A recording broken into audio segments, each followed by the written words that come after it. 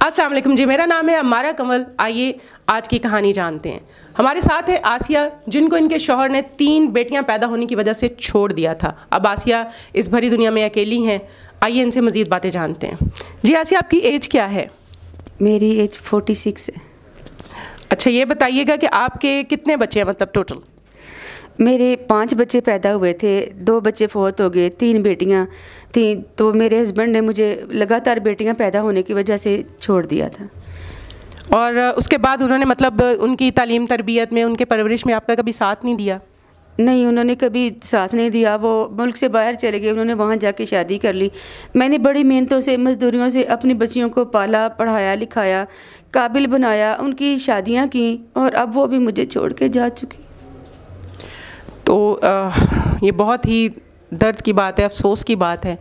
अच्छा, मुझे ये बताइएगा कि आपकी बड़ी बेटी की उम्र क्या है और छोटी की उम्र क्या थी?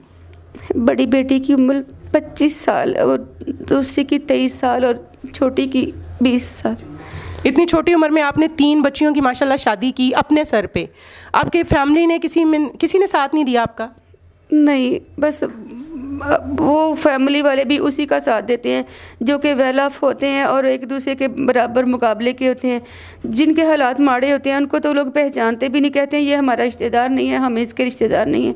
तो लोग तो बस इस तरह से, अब कोई फैमिली वाला मुझे नहीं मिलता। मैं चाहती हूँ कि कोई मुझे अपना ले या मेरे बुढ़ापे में मेरा कोई साथी मिल जाए। मैं शादी करना चाहती हूँ कि सारी ज़िंदगी कैसे गुजरेगी। मैं टेंशनें ले लेके, मेहनतें कर करके हार्ट पेशेंट बन गई हूँ, तो बहुत मुश्किल हो गया ज़िंदगी गुजारना।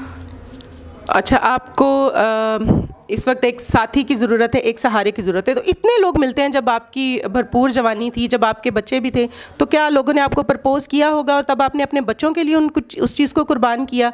क्या किसी ने कभी प्रपोज़ नहीं किया पहले आपको, जब छोटी थी आप? बहुत ज़्यादा ऑफर्स थी, कोठियों वाले, कारों वाले, प्रॉपर्टीज़ वाले, हैसियतों वाले।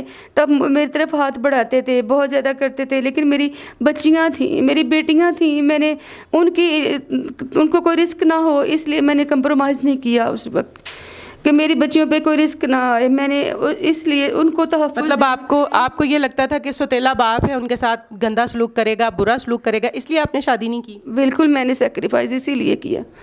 तो अब आप अकेली हैं, तो बेटियां आपसे पूछती नहीं हैं? नहीं, मेरे से कोई रब्ता नहीं करता। अब हमने सुना था कि बेटियां तो दुख दर्द में साथ देती हैं, तो ये कैसी बेटियां हैं जो अपनी ज़िंदगी में मगन हैं? अच्छा, मुझे अब ये बताइएगा कि आप अकेली, किराए का घर है आपका या आपका अपना घर है? कुछ प्रॉपर्टी आपके पास है? कुछ ऐसा जो हमारे जो देख रहे हैं नाजरीन, उनमें से कोई शादी करना चाहे या कोई अच्छा हो, उसके क्या है, मतलब वो सोच समझ के आए ना? मैंने प्रॉपर्टी जो थोड़ी बहुत मेरी थी, कोई ख़ानदानी विरासत से मिली थी या कोई मैंने मेहनतें करके बनाया था छोटा सा घर, वो मैंने सेल करके बच्चियों की शादियां कर दी। क्योंकि ज़ाहिर है बच्चियां थी, बेटियां थी, जहेज़ वगैरह भी देना था, तो वो इज़्ज़त पर्दे का रखने के लिए बरम मैंने वो किया, अच्छा जितना कर सकी। तो अब मेरे पास कोई प्रॉपर्टी नहीं है, कोई कुछ नहीं है। क्योंकि मैंने ये देखा सुना, आपने भी मुआशरे में देखा होगा कि जो प्रॉपर्टी होल्डर औरत होती है, उसकी प्रॉपर्टी के लिए भी लोग उसके पीछे पड़ जाते हैं, फेक रिश्ते, बहुत शादियां करने के लिए, फेक रिलेशंस बनाने के लिए। तो मैं उन सब से भी बहुत डरी हुई हूँ।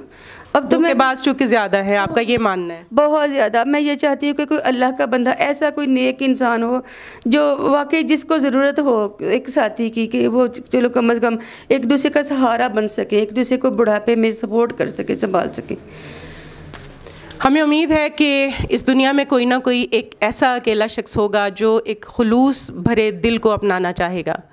आसिया की बातें आपने सुनी, ये हमारे माशरे का एक अलमिया है। आसिया जैसी बासलाहियत और सब्र वाली औरत के साथ अगर आप में से कोई मुखलिस शख्स शादी करना चाहे तो राब्ता नंबर मौजूद है, इनसे राब्ता कर सकते हैं। जज़ाकल्लाह।